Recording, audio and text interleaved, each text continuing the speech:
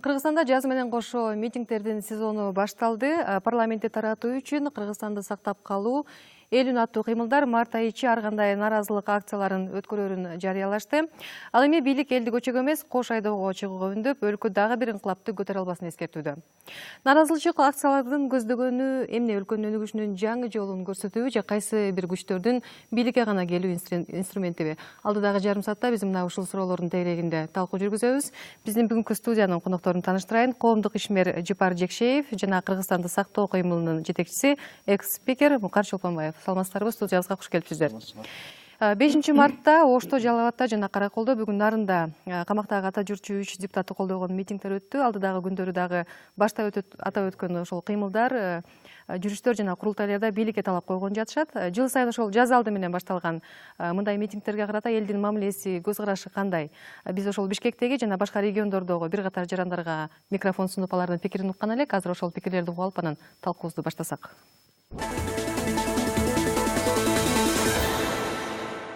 Вот откровенно говоря, надоело уже. Вот городским горожанам от митинга нам она мешает жить, это митинг. Митинг азыр эчкимге кереги жок. Митингден элдин баары тажап бүткөн. Элге только тынччылык гана керек. Керек. Эмне үчүн дегенде, чоңдорго ушундай условия керек да. А болбосо алар элди, карапайым элди бат эле унутуп коет. Биринчиден. Экинчиден бат-бат болуп турганы бул чиновниктерге керек нерсе да. Анткенин себеби улам көйгөйлүү маселени эл айтып турбаса, алар карабайт, билбейт да. Билсе да билмексен, көрсө да көрмөксөн болор. Эми митинг деле мындай если карай келсе керек, аделечи керек болуп калат. Бирок анын чеги менен болуш керек да. Анан жана 5 киши менен же 6 киши менен чогулуп алып жөн эле бир кишинин тилин алып алып сүйлөгөн деле болбойт. Митинг кылып, эки революция кылдык. Жөнөкөй эл эч чыргаган жери жок. Хуже болбосо жакшы болгон жери боло элек пока. Митингден пайда чыкпайт. Митинг менен эмне өзгөрөт? Митинг эл чогулду, чыкты, ызычуу болду, дагы мародерство болот, чоң митингге айланып кетсе. Элдер эге турган мезгилде жазгы иштери башталганда элди алаксытып атат. Эми мындай митингдердин кереги жок. Митингдер боло берсе кошулам мен. Мына эл өзүн өзү бага атат, бир бага турган эчтеке кылган жок. Анан эми конечно неме кылабыз да. Элдерге кошулам мен, толук менен кошулам. Чарчадык мындан, тажадык чындыгын айталы. Эми балким бир маселени чечүүнүн башкача жолдорун ойлоп табыш керекпи? Бул митинг бул эски метод болуп калды да. Митингдин кереги да жок азыр. Эми үмүт жүрөсөк экономика жөнүгө өспөйбү? Биздин келечегибиз эмне болот? Митингдердин эмне кереги бар? Азыр эл араң турат, үчүнчү революцияны көтөрө албайт. Жалпы митингдер өзү негизи эл ошолор талап кылып митинг кылышып атат. Эми аны жогору жактагылар туура түшүнүш керек. Анан нормально иштеш керек жогору жактагылар. Антпесе иш жылбайт. Ошол элдин көбү аркасынан, правительствонун аркасынан үгүттөп туруш керек, иш кылыш керек деген ойдо. Постоянные весенние митинги – это настоящее весеннее обострение. Это не форма демократии. Демократия, она решается цивилизованным путем, с помощью политической борьбы, выборов и достойного нормального парламента.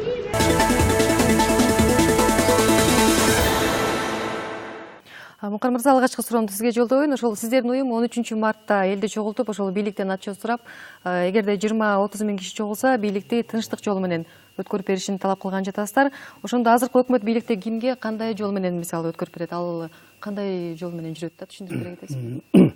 Биринчиден, бул эмне деген курултай экенин сурасаңыздар. Биз Кыргызстан сактоо кыймылы ушул жылдын 16 февралында курултай өткөздүк. Ар бир региондордон делегаттар келишти. Мына ошол конференцияда азыркы саясий, экономикалык, социалдык абалга толук баа берилди. Кыргызстанда болуп аткан. Баа берилгенден кийин турмуш шартты карап туруп 7 чоң суроону бийликтин астында койду. Биринчи суроосу, эң негизги суроолордун бири бул Кыргызстанды граждандык экспансияны, граждандык басып алууну токтотуу маселеси. Себеби мына өзүңүздөр көрүп атасыздар, күнүнкү милициянын сводкасы боюнча кытайлыктар менен кыргыздардын урушпаган күнү жок. Эң чоңдорунун бири болгон бул Орловкада болгон. А жерде чыныгы кытайлыктардын зөөкүрлүгү, андан кийин Куршаптагы ачык зөөкүрлүгү көрүндү. Мына ошол кезде элдер бул кытайлыктарга каршы чыккан кезде бийликтер ошолорду туура ажыратып, күнөөлүү адамдарга кылмыш ишин козгоп ошолор соттоонун ордуна аларды алып барып жашырып, башка жактарга. Анан элдин деми суугандан кийин бир жумадан кийин кайра ошол жерге алып берип коюп атышты да. Бул биринчи маселеси болуп атат. Экинчиден өзгөчө ушу Кыргызстанга келген Кытай граждандарынын санын өтө көбөйүп кетиши. Мына квота бердик деп коюшту. Биздин Кыргызстанда өзүбүздүн граждандарыбыз жумуштап албай чет мамлекеттерге тентип кетип атса, биздин бийлигибиз 10 000 кишиден чет мамлекеттен жылыга алабыз деп квота берип койду да 10 000 киши Кытайдан келип атат жыл сайын. Талаптар боюнча бираздан кийин дагы кененирээк сөз болот. Ошол кененирээк айталым. Эмне болот? Onun үчүндө ошол конференциянын результатында жанагы 7 маселени койдук деп эдик биз резолюциясында. Мына ошол 7 маселени бийлик аткарабы, аткарбайбы деген суроо талап коюлат. Мына болсо 16 февралда кабыл алынган резолюцияны 18-inde президент дагы, жогорку кеңештин төрагасы дагы, премьер-министр да алды. Аны алгандан кийин анын бир канчасын аткарууга киришти. Муну моюнга алыш керек. Массалык маалымат каражаттарында сиздер ошол курултайга 5 000 киши күтүп атабыз, бирок 20-30 000 киши келсе, анда бийлик тынчтык жолу менен элге өтүш керек деп атпайсызбы? Кандай чогуу? Биз болсо өзүбүздүн мүчөлөрүбүздөн 5 000 гана кишини чакырдык. Делегаттарды ар кайсы областтардан 7-өнөн тең. Келип биз тынч гана келип, бийликтен ушуларды кандай аткарылып атканын гана сурап туруп, анан эгер аткарылып атса, ыраазычылыгыбызды билдирип, дагы кандайдыр деңгээлге чейин кайсынысы аткарылбай калса, ошону аткаруу талабы менен биз тарап кетебиз. А эгерде анан бирок ошол курултайга эшик ачык болгондон кийин кишилер өтө көп келип калышы мүмкүн. Кишилердин талабы өзгөрүшү мүмкүн. Анан ошол элдердин талабы кандай болуп калат, эми аны көрөбүз турмушта. Эгерде сиз айткандай эл бийлик элге өтүш керек болсо, анда кандай чогулган эл ошол жерден президентти, өкмөттү шайлайбы же кандай? Ошол жерден президентке, өкмөткө алар ишеним көрсөтпөө жөнүндө ачык айтып, өзүңөрдүн кызматыңардан ыктыярыңар менен кеткиле деп талап коюшу мүмкүн. Алардын ордуна кимдер келет анда? Алардын ордуна убактылуу Кыргызстан сактоо кыймылынын мүчөлөрү келет. Андан кийин мыйзамдык негизде шайланган бийлик өздөрү келиши керек. Чумармырза, сиз ошол ондогон жылдар бою ошол наразычылык иш-чаралардын алдыңкы сабында жүрөсүз. Анан Кыргызстанда ар бир адам өзүнүн оюн эркин айтып, тынчтык митингине чогулганга конституция жол берет да. Анан сиз азыркы мисалы митингтерге көпчүлүк кошулат, чын эле бир жүйөлүү себептери бар ушундай митингтерге деп айта алат белеңиз? Мен биринчиден таң калып атам Мукар Шалтаковичтин айткан сөзүнө да. Биз 5 000ге жакын кишибиз келет деп айтып атат бир четинен. Экинчи четинен өзүнчө эшик ачык болгондон кийин аябай көп адамдар келип калышы мүмкүн. Алар кандай талапты коет, алар эмне кылат, ошону мен билбейм дегендей кылып айтып атат да. Демек сиз ээ боло албай эткенсиз да. Демек силер башкара албайсыңар, жоопкерчиликти ала албай атасыңар да. Муну өз мойнуңузга алып атасыз да, ушуну Мукар Шалтакович. Мен ойлойм, саясий биз азыр мына демократиялык коомду түзөбүз деп биз ушунчалык кыйналып, ушунчалык баягы чайналып келатабыз да.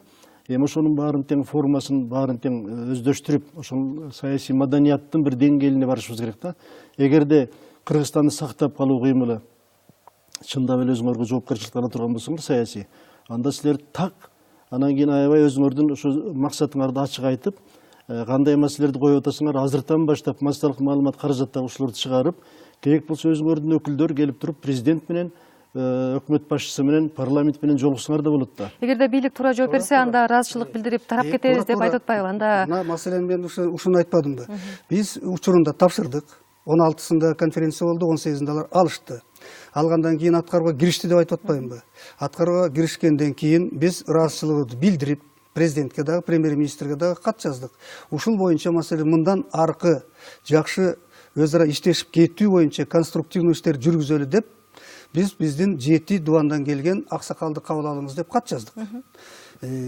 Кечээ күнү болсо президенттин аппаратынан бизге телефон чалышты. Чалышып, эртеңке даяр болгула, силердин аксакалдарыңардын баарын биз кабыл алабыз деди. Биз бүгүн күтүп отурдук. Анан кийин бир убакта саат 12-ге жакын тизмесин бергиле деди, тизмесин бердик телефондон. Эми күтүп отурула деди да, саат 4 болгон кезде кабыл алууга мүмкүнчүлүк болбой калды. Кабыл алмак эле аппараттын башчысы Нарымбаев кетип калганына байланыштуу биз кабыл албай койдук деп койду. Мунун өзү болсо бул баягы силердин эмне кылганыңарды өзүңөр билгиле дегендей маани болуп калды. Биз болсо диалогко баратабыз. Мен ойлойм, бийлик далысын салганга эч кандай алардын деле ниети болбош керек. Бул жерден балким техникалык себептер менен деле Нарымбаев балким бошобой калды. Мен ал үчүн жооп бере албайм да чындыгында. Бирок негизи биз жолукпайбыз, биз сүйлөшпөйбүз деп айтпастан ушу бүгүн болбой калды, жолугу болбой калды деген сөзү эми эртең болобу, бүрсү күнү болобу. Сиз оюңузча бийлик диалогко барууга даярбы? Мен бийликтин кишиси эмесмин да. Мен бийликте эч кандай тиешем жок. Ошентсе дагы көз карашыңыз. Бирок мен көз карашым боюнча мына бүгүн Кыргызстанда эч качан болуп көрбөгөндөй коллективдүү түрдө ар бир маселени чечүүгө эң сонун шарт ачылды да. Мына парламенттик башкаруу киргизгенден бери оппозициянын өзү аябагандай чоң ыйгарым укукка ээ болду. Мисалы эки фракция, оппозициялык фракция, алар трибунаны, жогорку кеңештин трибунасын каалагандай пайдаланып, каалагандай маселени көтөрүп чыкса да болот да. Кыргызстандагы ошол азыркы саясий кырдаал жана митинг, нааразылык акциялардын мааниси туурасында Азатка Казакстандын жалпы улуттук Азат социал-демократтар партиясынын баш катчысы Амиржан Косанов пикирин билдирген эле. Азыр ошол пикирди угуп алып, анан талкуубузду уланталы.